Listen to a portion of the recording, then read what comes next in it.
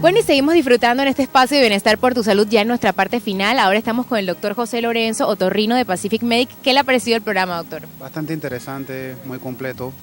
Excelente. Sí. Hoy vamos a hablar de un tema actual que nos solicitaron en nuestras redes sociales, que son los ronquidos.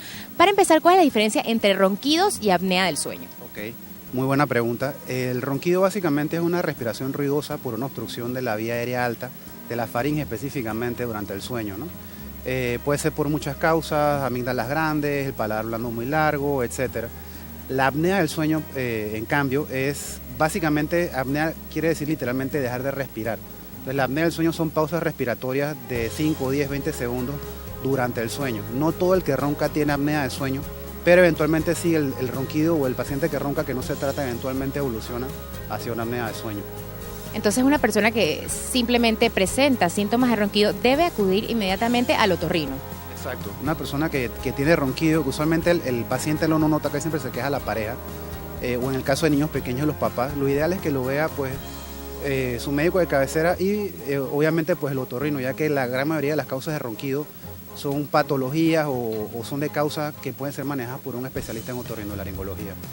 Eventualmente, como mencionaba, el paciente que tiene ronquido, si no se trata, evoluciona hasta una apnea de sueño. Es una evolución lenta, tarda varios años, pero sí, el paciente que llega a una apnea de sueño eventualmente va a tener complicaciones tipo hipertensión arterial, problemas cardíacos, problemas pulmonares. ¿Qué tratamientos actualmente hay para combatir el ronquido, por ejemplo? Okay. Para el ronquido, pues, como decía, dependiendo de la causa, en niños pequeños, por ejemplo, la causa más común es amígdalas adenoides grandes, ahí el tratamiento sería operarlos, ¿no? Ya en adultos, pues hay que ver la causa, puede ser un tabique desviado, en este caso sería una cirugía correctiva del tabique. La causa más común, que es el paladar blando o el cielo de la boca, como comúnmente se le conoce, muy largo, muy elongado y flácido, hay una nueva modalidad de tratamiento con láser, es lo que se llama un láser frío, que básicamente lo que hace es que calienta un poco el colágeno y tensa el paladar. A darle esta tensión le da cierta rigidez y mejora el flujo aéreo por la vía aérea, ¿no? Controlando de esta manera el ronquido. Bueno, sí hay ciertas medidas de lo que se llama la higiene del sueño.